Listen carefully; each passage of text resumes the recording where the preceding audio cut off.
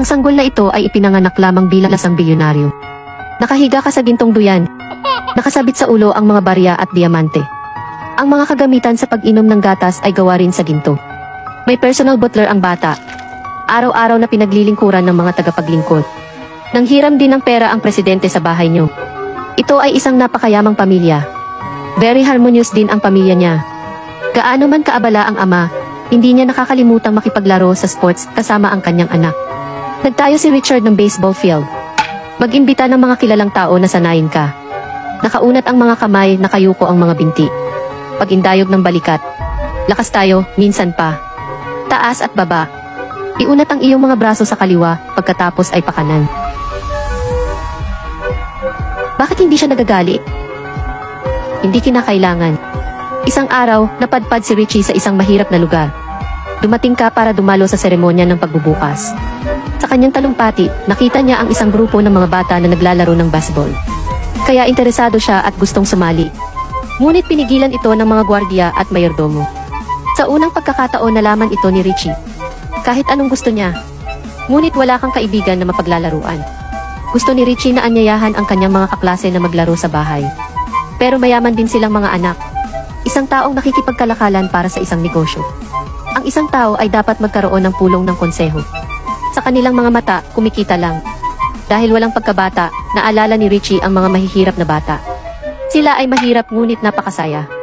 Kaya muli siyang kumuha ng Rolls Royce sa mahirap na lugar. Nagpa siya na makipagkaibigan sa mga batang ito. Tingnan mo ang rich style ni Richie. Ang mga kawawang batang ito ay hindi nambobola, kinukutya nila siya.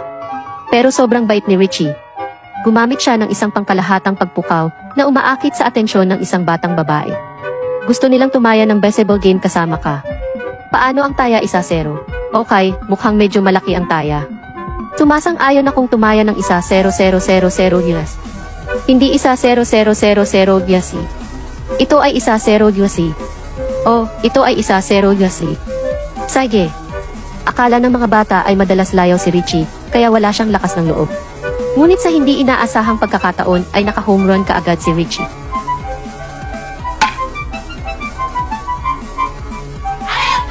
Kahit na si Richie ay hindi nakatutok sa sinuman. Pero galit pa rin ang babaeng ito. Sinabihan niya si Richie na kunin ang pera dito. Yayayain pa sila ni Richie pauwi para maglaro. Malamig na tanggi ng dalaga. Walang sinabi si Richie. Umalis siyang bigo. Ang araw na pupunta ang buong pamilya para ipagdiwang ang kaarawan ng Reyna. Nang makita ang malungkot na ekspresyon ni Richie, nagpa siya si nanay na manatili siya sa bahay. Maingat ding inihanda ni Cadbury ang mga regalo para kay Richie. Lumabas si Richie para manood. Ito pala ay ang mga bata sa mahirap na kapitbahayan. Bakit hindi nila ito tinanggap noong una? Sumasang-ayon ka ba ngayon?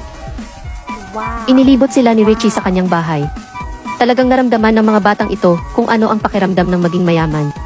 Roller coaster, astig. Nakakatakot, mukhang napakalaki. Astig niyan. Noong nakaraang Pasko ay ibinigay ito sa akin ng aking ama. Napaka-interesante. Tingnan mo ang taong iyon. Laruan lang niya ang roller coaster. Salamat sa mga bonggang kasiyahang ito. Matagumpay na naakit ni Richie ang mga bata. At ikaw mismo ang may pinakamasayang araw. Sinong nagsabing hindi ka mabibili ng pera? Lahat ng ito ay peke. Sa sandaling ito, nagdadala ng masamang balita si Cadbury. Naaksidente ang private jet na lulan ng mga magulang ni Richie. Ang GNC sa bahay ay hindi rin mahanap ang kanilang signal. Ito ay talagang isang peking eksena sa aksidente. Ang taong gumawa nito ay ang tiyuhin ni Richie na si Van Dolph. Hindi man lang iniisip ng makina. Gustong mawala ang pamilya Richie. Si Van Dolph ang magmamana ng buong property. Pero hindi siya makapaniwala. Sa huling minuto, hindi na muling nakasakay si Richie sa eroplano. Dapat tumakas. Sa pagkakasunod-sunod ng mana. Natural, si Richie ay naging may-ari ng napakalaking kayamanan. Ang pinakabatang pagkuha ng kumpanya sa kasaysayan.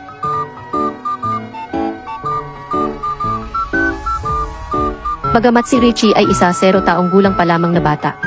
Ngunit nag-aral siya ng business administration mula pagkabata. Mahusay na pamahalaan ang kumpanya. Sinakop pa rin ang mga tagahanga sa pulong. Gawing redundant ang Van Dolph sa kumpanya. Galit na galit si Van Dolph. Naglalaro na naman siya. Sinisiraan niya si Cadbury. Siya ang naging sanhi ng aksidente. Kaya si Cadbury ay dinala ng mga pulis. Nawala ng tagapag-alaga si Richie. bilang isang patakaran na wala ang kanyang posisyon bilang seal. Pagkatapos noon, sinabi ni Van Daw na gusto niyang protektahan si Richie para manatili siya sa bahay. At nagbabalak na patayin ang kasambahay sa kulungan. Ngunit lahat ng kanyang mga plano ay narinig ni Kim Bin sa basement. Alam ang balangkas ni Van Daw, sinabi ni Kim Bin kay Richie. Ang pinakamahalagang bagay ay ang iligtas si Cadbury. Ngunit ang mayordomo ay nasa bilangguan. Hindi man lang makapunta at manakawan sa kulungan. Si Lucky Kim Bin ay isang inventor. Marami siyang kakaibang bagay. Ang bote ng puting likidong ito ay maaaring makasira ng anuman. Maaari nitong masira ang isang parking garage. O kaya, mga rehas na bakal sa bilangguan. Eksakto. Mabilis na nakuha ni Cadbury ang ipinadala ni Richie. Sa tingin mo ba ito ay toothpaste? Nang mag-toothbrush na ako. Resulta. Tiningnan ni Cadbury ang text sa card at naunawaan kung ano ang nangyayari. Pero huli na. Dumating na ang killer.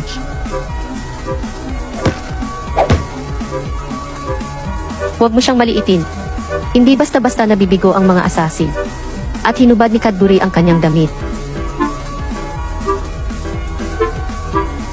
Pansamantala, dumating si Richie sa iyong bahay. Ginamit mo ang internet para i-hack ang iyong GPS. Ito ang linya ng komunikasyon para sa pamilya Richie. Sa pagkakataong ito, nakita niya ang senyales. Ngunit ilang segundo bago kumonekta, naprotektahan ito sa pamamagitan ng pag-unplug sa network. Katapusan ng daan. Maaakay lang ni Richie ang kanyang mga kaibigan na pumasok sa bahay para mabawi ang linya ng komunikasyon. Ang mga batang ito ay pumapasok sa bahay ng iba. Naglagay sila ng pataba sa launcher ng artillery machine. Hanapin ang bantay. Shoot! Walang ingat. Nang magre-report na ang gwardiya, ang sumunod na putok ay pinaputukan. Inakay ni Richie ang mga kaibigan na lumabas sa basement. Nakita niyang nakatali si Kim Bin. Buti naman this time. Siya ang may pinakamaraming ideya. Oo naman, pagkatapos ng ilang sandali ng paghanda. Inubos ni Kim Bin ang isang gayuma at ibinuhos ito sa isang tubo. Nang umagos ito sa fountain, lahat ay magiging bula. Lahat ng mga guard ay naakit dito. Gamitin ang pagkakataong iyon para sirain ang kamera. Matagumpay na nakalusot si Richie sa bahay. Ngunit ang linya ng komunikasyon ay nagpapakita ng lokasyon ng mga magulang sa bahay. Maligayang pagdating sa bahay, Richie. Mas mabilis ako kaysa sa iniisip mo. Nawala na pala ang mga magulang dahil nahuli sila ni Van Daw. Tanong ni Van Daw sa mga magulang ni Richie. Saan nakatago ang pinakamahalagang kayamanan? Sabi ni Richard ngayon. Ito ay matatagpuan sa likod ng kortina no. Inawi ni Van Daw ang mga kortina. Tingnan ang family version ng Mount Rushmore. Mayaman na ako this time. Puna ng isang bundok.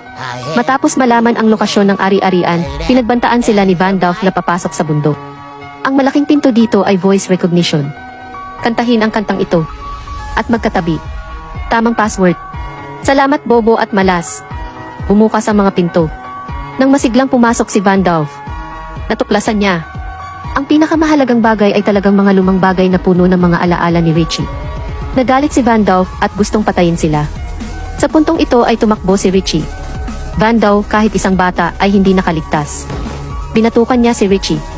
Ngunit nakasuot si Richie ng bulletproof vest na imbento ni Kim Bin. Kaya okay ka lang. At atakihin lang siya. I lock mo siya, Dad. Magandang ideya yan, anak. Nakatakas ang pamilya ni Richie. Nagtatago sila sa bibig ng eskultura. Tumayo si Van Daw sa taas habang nakatutok ang baril sa kanila. Ngunit sa sandaling ito, nakatayo si Cadbury sa di kalayuan na may laser gun na nakatutok kay Van Daw.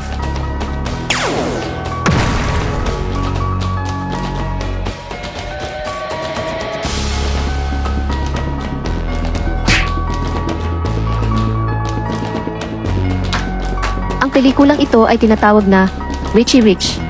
Ito ay tiyak na isang alaala ng pagkabata ng maraming tao. Alam ng marami sa unang pagkakataon ang marangyang buhay ng mayayaman. Bagamat ang Richie Rich ay parang palabas na pelikula. Pero sa totoo lang, isang pamilyang may pagmamahal, laging mas mahalaga kaysa material na pag-aari. Masarap maging mayaman. Pero minsan, ang pera ay magiging demonyo na lumalamon sa puso ng mga tao.